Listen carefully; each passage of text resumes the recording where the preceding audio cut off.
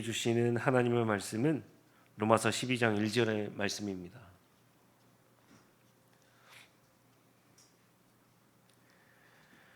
제가 봉독하겠습니다. 그러므로 형제들아, 내가 하나님의 모든 자비하심으로 너희를 권하노니 너희 몸을 하나님이 기뻐하시는 거룩한 산 제물로 드리라. 이는 너희가 드릴 영적 예배니라. 아멘. 우리 옆 사람과 함께 평화 인사 나누도록 하겠습니다. 주님 평화 빕니다. 평화를 빕니다. 오늘 하루도 승리하시기를 바랍니다. 성경은 맥락이 있습니다. 맥락을 알면 성경 읽기가 훨씬 더 풍성해진다는 겁니다. 12세기에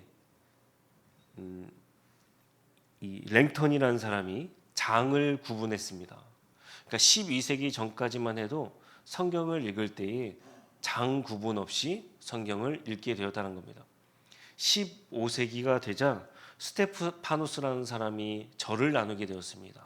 그러니까 예수님 사후 12세기, 그러니까 1200년 동안 장을 나누지 않고 성경을 읽다가 15세기가 되어서도 절을 나누지 않고 성경을 읽다가 그 후에나 우리가 갖고 있는 성경에 장절이 나누어지게 되었다는 겁니다. 그러니까 예전에 믿음의 선진들은 장절을 나누지 않고 그대로 한 권 그 책을 딱 들었으면 마가복음이면 마가복음, 로마서면 로마서 그대로 쭉 읽어나가게 되었다라는 사실입니다. 그래서 성경에 대해서 굉장히 오용하고 오해할 때 한 구절씩 빼서 읽으면 성경이 보이지 않는다라는 사실입니다. 특별히 오늘 말씀 1절을 보게 되면 그러므로라는 접속부사가 기록되어 있습니다. 그러니까 성경은 참 친절하게 우리에게 한 절 앞에 11장의 내용을 함께 엮어서 읽어주세요 라고 그렇게 말하고 있다는 사실입니다. 여러분들이 11장의 소제목을 보게 되면 어떠한 내용들이 기록되어 있는지 알 수가 있는데 이방인들에 대한 구원과 이스라엘 백성들에 대한 구원에 대한 이야기를 11장에서 사도 바울이 하고 있더라라는 사실입니다. 이방인은 어떻게 구원을 받을까요? 뿌리와 나무 그리고 원가지가 있는데 접붙임을 받게 되었다는 겁니다. 뿌리와 나무 원가지는 누구일까요? 바로 이스라엘 백성들이었다는 겁니다. 하나님께서 그들을 세상의 빛으로 삼고자 선택하여 주셨습니다. 율법을 주셨고 그들에게 먼저 첫째된 형제와 같이 먼저 관계하고 나아갔습니다. 그런데 그들 하나님께서 주신 말씀을 지키지 않았고 악을 행했고 우상 숭배에 빠지게 되었다는 겁니다. 하나님께서 그들을 심판하셨습니다. 그래서 선택된 민족이 이방인입니다. 그렇다면 우리가 유대인들보다 훨씬 더 나은 존재가 되었을까요? 아니다라는 것이죠. 바울은 11장에서 이렇게 이야기합니다. 높은 마음을 품지 말고 도리어 두려워하라. 만약 우리도 유대인들처럼 살았다라고 한다면 하나님의 심판을 받을 것이고 하나님께서 다른 사람들을 통하여서 구원의 역사를 이루어 가시겠다라고 그렇게 말하고 있다는 사실입니다. 하나님께서 이방인이었던 우리들을 선택하신 이유가 있습니다. 유대인들보다 훨씬 더 똑똑하고 스펙이 좋고 집안이 좋아서 물질이 많아서 선택한 것이 아니고 하나님께서 우리를 선택하신 이유는 믿음에 따라서 선택하셨다라고 그렇게 말하고 있다는 사실입니다. 자, 그렇다면 하나님께서 유대인들이 실패했으니까 그들을 버리셨습니까? 그렇지 않다는 겁니다. 사도 바울은 자신의 입장을 설명합니다. 사도 바울이라는 사람은 어떤 사람이었습니까? 율법에 열심히 있었던 사람이었습니다. 예루살렘에서 다메섹까지 가는데 굉장히 긴 시간 가야 되는데 그 시간까지도 그 율법에 열성이 있어서 다메섹에 예수 믿는 사람을 잡으러 가지 않았겠습니까? 옥에 가두고 때리고 또 심지어는 죽이기까지 했던 인물이었다라는 사실입니다. 누가 바울을 하나님께서 쓰시고자 하는 사람으로 돌려 세워서 그의 도구로 삼으셨는가라고 생각하는 사람이 누가 있었겠습니까? 그래서 바울은 이렇게 이야기합니다. 로마서 11장 33절입니다. 깊도다 하나님의 지혜와 지식의 풍성함이요 그의 판단은 헤아리지 못할 것이며 그의 길은 찾지 못할 것이로다. 하나님의 판단 누가 헤아릴 수가 있겠습니까? 하나님의 지혜를 누가 그 속 깊이 알 수가 있겠습니까? 바울처럼 괴수 중에 괴수, 만삭되지 못하여서 난 사람도 하나님께서 선택하여서 사용하시는 하나님입니다. 이 말을 한 다음에 우리가 읽었던 1절의 말씀에 대해서 그러므로입니다. 구원받은 사람들에 대한 결론으로서 오늘 말씀이 주어지게 되었다는 겁니다. 그러니까 구원받은 자의 삶이 어떠한 거야, 이렇게 살아야 돼 라고 사도 바울이 12장에서 친절하게 저와 여러분들에게 알려주고 있다는 사실입니다. 간략하게 두 가지로 나눌 수가 있습니다. 첫 번째는 산 제물로 우리의 몸을 하나님께 드려라라고 그렇게 말하고 있다는 사실입니다. 사도 바울이 이 로마서를 기록할 당시에 학자들에 의하면 57년경이다 그렇게 이야기합니다. 예루살렘 성전이 멸망하게 된 시기가 주후 70년경입니다. 그렇다면 이 시기에는 지금 예수님을 통하여서 그의 피로 제사를 드리던 시대가 아니고 성전이 남아 있었기 때문에 제물로 하나님께 제사를 드리고 있던 시대였다라는 사실입니다. 유대인들은 아침과 저녁에 상번제를 드렸고 조금 더 제물을 추가해서 여러분들이 알고 있는 안식일에 하나님께 제사를 드리게 되었습니다. 그런데 사도 바울 우리에게 뭐라고 이야기합니까? 산 제물로 하나님께 제사를 드려라, 예배를 드려라 라고 그렇게 이야기합니다. 우리가 몸으로 하나님께 산 제물로 드리려면 두 가지가 필요합니다. 하나는 거룩입니다. 주님께서 말씀해 주셨습니다. 내가 거룩하니 너희도 거룩해라 라는 말씀입니다. 출애굽기와 레위기의 말씀에 이어지는 한 가지 맥락이 바로 거룩함이다라는 사실입니다. 거룩이라는 것은 구별되다라는 뜻을 가지고 있습니다. 믿는 사람들이 세상 사람들과는 다르게 뭔가는 구별되는 지점이 있어야 된다라는 사실입니다. 그런데 우리가 그 하나님의 거룩성을 잊어버릴 때에 세상으로부터 우리가 어떻게 해야 됩니까? 지탄을 받게 된다는 사실입니다. 우리는 세상 속에 살아가는 사람들입니다. 가난화 되어서는 안 됩니다. 하나님께서 말씀하신 부분이 그 부분이에요. 너희들이 세상의 빛이다 라고 말씀하신 부분은 세상에 동화되어서 똑같이 살아가는 것이 아니고 하나님의 거룩성을 드러내는 백성으로서 선택받았고 그렇게 살아가라는 의미가 담겨져 있다는 사실입니다. 이런 이야기가 많이 있지 않습니까? 기독교인들 참 욕심쟁이다. 세상 사람들이 그렇게 이야기합니다. 너와 나를 살펴봤을 때 똑같아요. 욕심 많은 건 똑같은데 한 가지가 더 추가되어 있다는 겁니다. 무엇입니까? 교회 다니고 죽어서 믿고 천당 가는 것이 바로 우리들의 목적이다 그렇게 이야기한다는 사실입니다. 만약에 이렇게 된다면 하나님의 거룩성을 우리가 드러내지 못한다는 사실입니다. 다른 하나는 산 제물입니다. 말씀드렸다시피 예루살렘 성전이 파괴되기 전까지는 이스라엘 백성들 하나님께 제사로 예배를 드리게 되었습니다. 그런데 이제 산 제물로 하나님께 드려라라고 그렇게 말하고 있다는 사실입니다. 산 제물은 어떤 것과 비교해 볼 수가 있을까요?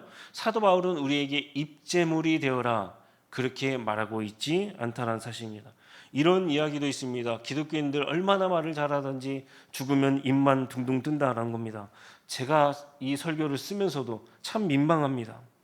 이 말의 뜻이 무엇입니까? 말은 잘하는데 행동으로 보면 믿는 사람 같지가 않다라는 겁니다. 산제물이 아니다라는 거예요. 여러분들이 제사를 드리러 하나님 앞에 나아갑니다. 제물을 가지고 나아가야 되는데 그 당시에는 예수님을 통하여서 제사를 드리던 시대가 아니고 방금 말씀드린 것처럼 제물을 가지고 하나님께 예배를 드려야 됐습니다. 구약의 제사는 참 좋은 것이 지금은 안 드리지만 시각적인 측면이 있습니다. 나 대신 죽어가는 피 흘리는 이 동물을 보면 어떤 생각이 여러분들 들어갈까요? 특별히 번제는 제물을 활활 태워서 하나님께 드리는 제사입니다. 나 대신 저렇게 꼬순내가 날 정도로 타져가는 제물을 보면서 여러분들 어떤 생각이 드시겠습니까? 그런데 지금은 어떻습니까? 귀로만 듣고 있는 제사를 드리게 된다는 사실입니다. 여러분들 이러한 것들을 보면서 다시금 죄를 지을 수가 있을까요? 만약 또 죄를 짓는다라고 한다면 나에게 주신 그 하나님의 은혜가 그냥 값싼 은혜로 흘러가고는 있지 않은지 여러분들 생각해 보아야 한다는 겁니다. 재물은 죽어야 재물이 되는 것이죠. 그런데 바울은 우리에게 말합니다. 산 제물로 하나님께 드려라.